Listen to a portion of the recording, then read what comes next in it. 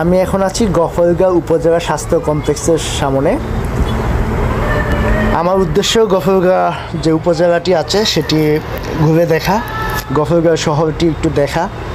আমি এই প্রথম গফরগাঁও উপজেলায় এসেছি। খুব শান্ত একটি শহর গফরগাঁও। আমি যাচ্ছি ময়মনসিংহ গফরগাঁও রোড হয়ে।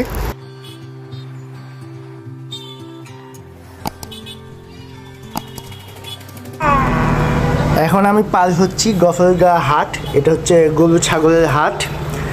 এখানে আজকে হাটের দিন, অনেক লোকজন এসেছে। এটা সিএনজি স্টেশনও আছে এখানে, সিএনজি স্টেশন, অটো স্ট্যান্ড এখানে।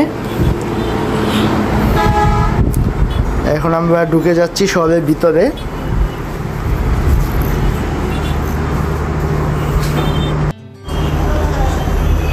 আমরা